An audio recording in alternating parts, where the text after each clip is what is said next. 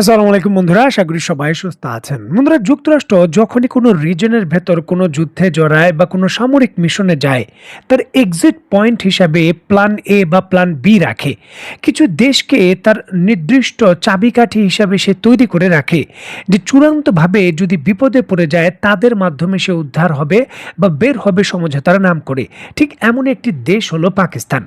দীর্ঘদিন ধরে এই পাকিস্তানকে এই রিজনের বা মধ্যপ্রাচ্যের বিভিন্ন ইস্যুকে কেন্দ্র করে গুরুত্বপূর্ণ কি পয়েন্ট হিসাবে যুক্তরাষ্ট্র ব্যবহার করছে। রিসেন্টলি যুক্তরাষ্ট্র এবং ইরানের মধ্যে যে সামরিক উত্তেজনা তৈরি হয়েছে, যার কোনো সমাধান মিলছে না, বিশেষ করে যুক্তরাষ্ট্র সামরিক ক্ষেত্রে প্রচণ্ডভাবে কোণঠাসা। ঠিক এমতো অবস্থায় পাকিস্তানকে আবারও কাজে লাগিয়েছে যুক্তরাষ্ট্র। পাকিস্তানের সেনাপ্রধান আসিফ মনির জরুরি ভিত্তিতে গতকালকে ইরান সফর করেছেন এবং এই ইরান সফরকালে যুক্তরাষ্ট্রের পক্ষ থেকে ইরানের সঙ্গে সমঝোতার নতুন প্রস্তাব তিনি দিয়েছেন। পাকিস্তানের মধ্যস্থতায় ইরানকে দেওয়া নতুন প্রস্তাবে যুক্তরাষ্ট্রের মূল শর্ত হল হরমুজ প্রণালীর প্রায় 20% জ্বালানি পরিবহনের যে ব্যবস্থা তা উন্মুক্ত করে দিতে হবে, অবাধ জাহাজ চলাচলের নিশ্চয়তা দিতে হবে। এছাড়াও ইরানের যে আঞ্চলিক প্রক্সি গোষ্ঠী রয়েছে তারা আর কোনো আক্রমণ করবে না, তার গ্যারান্টি দিতে হবে। যদি যুক্তরাষ্ট্রের এই শর্ত ইরান মেনে নেয়, তাহলে এর বিনিময়ে যুক্তরাষ্ট্র গত 24শে আগস্ট মার্কিন অর্থমন্ত্রী স্কট বেসেন্টের যে ঘোষণা করা অপারেশন ইকোনমিক আউটকাস্ট বা ইকোনমিক যুদ্ধ, সেটা স্থগিত বা বাতিল করা হবে। ইরানের উপর যাবতীয় নিষেধাজ্ঞা তুলে নেওয়া হবে এবং ইরানের সমুদ্রগুলো যে অবরোধ দিয়ে রেখেছে যুক্তরাষ্ট্রের নৌবাহিনী, সেই অবরোধ প্রত্যাহার করা হবে।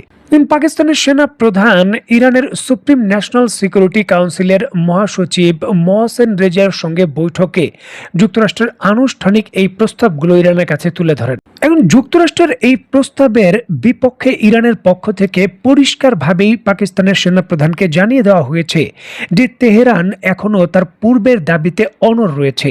ইরান যুক্তরাষ্ট্রের কাছে 300 বিলিয়ন মার্কিন ডলার ক্ষতিপূরণ চেয়েছে। ইরানের যে হামলা হয়েছে, ক্ষয়ক্ষতি হয়েছে, এর জন্য 300 বিলিয়ন মার্কিন ডলার যুক্তরাষ্ট্রকে তার নিজের পকেট থেকে ক্ষতিপূরণ দিতে হবে, নয়তো উপসাগরীয় দেশগুলো থেকে আদায় করে দিতে হবে।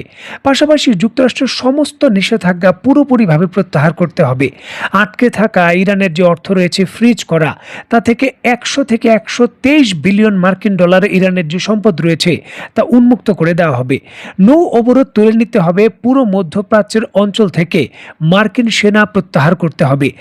নিরাপত্তার গ্যারান্টার নাম করে মধ্যপ্রাচ্যের ভেতর যুক্তরাষ্ট্রের কোনো ঘাঁটি থাকতে পারবে না, সেটা লেবানন হোক, সৌদি আরব হোক, কুয়েত হোক। যুক্তরাষ্ট্রের কোনো ঘাঁটি থাকতে পারবে না, কোনো সেনা সদস্য থাকতে পারবে না। এছাড়াও বর্তমানে লেবানন এবং গাজা উপত্যকায় ইসরায়েল যে যুদ্ধ চালিয়ে যাচ্ছে বা থেমে থেমে হামলা করছে, এগুলো সম্পূর্ণভাবে বন্ধ করতে হবে। শুধু একক যুদ্ধক্ষেত্রে একক ফ্রন্টে ইরান কোনো ধরনের সমঝোতা করতে চায় না। এই পুরো অঞ্চলের সার্বিক যে বিষয়গুলো রয়েছে তা নিয়ে যদি যুক্তরাষ্ট্র রাজি থাকে সমঝোতা করতে, তখনই ইরান ছাড় দিতে রাজি আছে।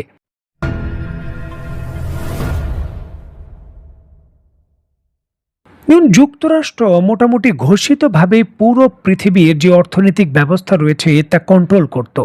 তাদের বিভিন্ন ধরনের প্রযুক্তি লিড করত বিশ্বকে এবং তাদের নিষেধাজ্ঞা, বিশেষ করে সেকেন্ডারি নিষেধাজ্ঞা খুবই শক্তিশালী ছিল। যে দেশের বিরুদ্ধে কার্যকর হতো সেই দেশের অর্থনীতি ধসে পড়ত, যার জন্য যুক্তরাষ্ট্রের সিদ্ধান্তের বাইরে কেউ তেমন যেতে কখনো সাহস করত না। তবে এই দৃশ্যপট যেন রাতারাতি পাল্টে গেছে। এখন পৃথিবীর বিভিন্ন দেশ যুক্তরাষ্ট্রের নিষেধাজ্ঞাকে উপেক্ষা করে ইরানের সঙ্গে ব্যবসা বাণিজ্য চালিয়ে যাওয়ার ঘোষণা দিয়েছে। ভারতের বিরুদ্ধে নিষেধাজ্ঞা দেওয়ার পরও ভারতের প্রতিষ্ঠানগুলো ব্যবসা বাণিজ্য চালিয়ে যাচ্ছে। পাকিস্তানের মতো দেশও আজকে ঘোষণা দিয়েছে তারা যুক্তরাষ্ট্রের সিদ্ধান্ত মানবে না। এমতো অবস্থায় যদি ইরানের বিরুদ্ধে অর্থনৈতিক নিষেধাজ্ঞা এই নামমাত্র হারে যুক্তরাষ্ট্র চালিয়ে যায়, তাহলে সেটা তাদের জন্য আরও খারাপ হতে পারে বা তাদের সুনামের ক্ষেত্রে আরও খারাপ হতে পারে যে যুক্তরাষ্ট্র অর্থনৈতিক নিষেধাজ্ঞা দিয়েও ইরানকে তেমন কোনো কিছু করতে পারছে না। এখন যে নিষেধাজ্ঞা তেমন কার্যকরী হচ্ছে না, সেই নিষেধাজ্ঞা উঠিয়ে দেওয়ার বিনিময়ে ইরানের সঙ্গে সমঝোতার প্রস্তাব দিয়েছে যুক্তরাষ্ট্র। এটি ইরান সরাসরি প্রত্যাখ্যান করেছে এবং ইরান উল্টো যুক্তরাষ্ট্রকে আরো বেশি শর্ত দিয়েছে যে মধ্যপ্রাচ্য থেকে টিকিট কেটে চলে যেতে হবে, আর কোনো থাকাথাকি নেই এবং কোনোভাবেই অন্যান্য ফ্রন্টেও যুদ্ধ চালিয়ে যাওয়া যাবে না যাদের সঙ্গে ইরানের সম্পর্ক রয়েছে। মানে এক্ষেত্রে ইরান অন্য দেশের নিরাপত্তার গ্যারান্টার হিসাবে দর কষাকষি করছে। এই সমঝোতা যুক্তরাষ্ট্র যদি মেনে নেয় তাহলে ইরানের প্রভাব আরও বাড়বে। সুতরাং যুক্তরাষ্ট্র একটি উভয় সংকটে রয়েছে। ইরানের এই শর্ত মেনে যুদ্ধ থেকে বেরিয়ে আসতে পারছে না, আবার যুদ্ধ চালিয়ে যাওয়ার জন্য বড় ধরনের হামলা করার ক্ষেত্রেও তাদের বর্তমানে জটিলতা আছে। আন্তর্জাতিক রিপোর্ট বলছে যে যুক্তরাষ্ট্রের যে অস্ত্রের মজুদ ছিল সেটা আশঙ্কাজনক হারে অনেকটা কমেছে, যেটা দ্রুত গতিতে তারা বৃদ্ধি করতে পারছে না। যে আক্রমণাত্মক অস্ত্র রয়েছে তা যদি ব্যবহার করে তার ডিফেন্স করার জন্য পাল্টা আক্রমণের যে ইন্টারসেপ্ট দরকার তা নেই। এবং এইবার দ্বিতীয় দফার হামলা ইরানের আরও ব্যাপক পরিধি বিস্তার লাভ করতে পারে, যেটি বেসামরিক যে সকল যুক্তরাষ্ট্রের কোম্পানি রয়েছে মধ্যপ্রাচ্যে সেই সকল স্থাপনাগুলো টার্গেট হতে পারে। সুতরাং ক্ষয়ক্ষতির পরিধি এবং যুদ্ধের পরিধি আরও বাড়বে, যেখানে যুক্তরাষ্ট্রের চিন্তা হলো যে একক ভিত্তিতে ইরানের মতো শক্তির বিরুদ্ধে যদি লং টার্মের যুদ্ধে তারা জড়িয়ে যায় তাহলে অন্যান্য দেশও এখানে সুযোগ নেবে। চীনের মতো দেশ সুযোগ নেবে, রাশিয়ার মতো দেশ সুযোগ নেবে, যেমনটা পূর্বে যুক্তরাষ্ট্র রাশিয়ার বিরুদ্ধে ইউক্রেন দিয়ে সুযোগ নিয়েছে। সুতরাং তাদের কৌশলকেই তারা এখন ভয় পাচ্ছে যে আমরা অন্যদের সঙ্গে যে কৌশল ব্যবহার করেছি এখন আমাদের ক্ষেত্রে এই কৌশল ব্যবহার হতে পারে।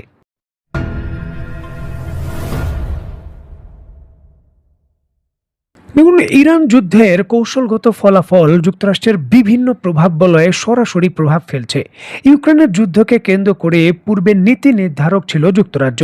ইউক্রেন কি কি অস্ত্র পাবে বা ইউক্রেনকে কি কি অস্ত্র দেবে পশ্চিমা বিশ্ব, তা সম্পূর্ণভাবেই যুক্তরাষ্ট্রের সিদ্ধান্তের উপর নির্ভর করত। প্রযুক্তি থাকলেও ইউরোপের দেশগুলো ইউক্রেনকে সরাসরি সরবরাহ করতে পারত না, সেখানে যুক্তরাষ্ট্রের অনুমতির বিষয়গুলো খুবই গুরুত্বপূর্ণ ছিল।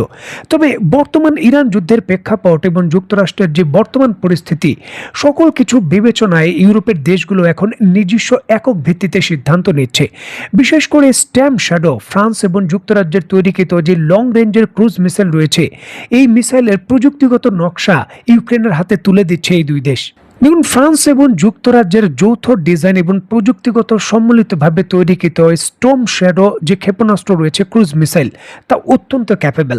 ইতিমধ্যেই এই ক্ষেপণাস্ত্রটি দিয়ে ইউক্রেন রাশিয়ার অত্যন্ত গুরুত্বপূর্ণ যে সেমি কন্ডাক্টর কারখানা রয়েছে এবং আরও কয়েকটি সামরিক স্থাপনায় হিট করেছে। ব্রিটিশ কর্তৃপক্ষ এবং ফ্রান্সের কর্তৃপক্ষ এই মিসাইলের যে নকশার প্রযুক্তি রয়েছে তা সরাসরি ইউক্রেনের কাছে হস্তান্তর করতে চায়, যাতে ইউক্রেন ব্যাপক ভিত্তিতে এই মিসাইল তৈরি করে রাশিয়ার বিরুদ্ধে ব্যবহার করতে পারে। আপনারা নিশ্চয়ই জানেন ইউক্রেনের অলরেডি এই ক্যাপাবিলিটি রয়েছে এই ধরনের মিসাইল উৎপাদন নিজেদের মধ্যেই করার। কারণ ফ্লেমিঙ্গো নামক একটি মিসাইল যার রেঞ্জ প্রায় 2000 কিলোমিটারের বেশি, এই ধরনের একটি ভারী মিসাইল অলরেডি তৈরি করেছে ইউক্রেন। এবং তাদের দেশে অন্যান্য বিভিন্ন ধরনের মিসাইল তৈরির সক্ষমতা সেই সাবেক সোভিয়েত ইউনিয়নের অংশ যখন তারা ছিল তখন থেকে তাদের রয়েছে। আর নতুন করে এই মিসাইলের প্রযুক্তি যদি যুক্তরাজ্য এবং ফ্রান্স তাদের কাছে হস্তান্তর করে তাহলে রাশিয়ার যুদ্ধক্ষেত্রের পরিস্থিতিতে বড় ধরনের পরিবর্তন আসবে।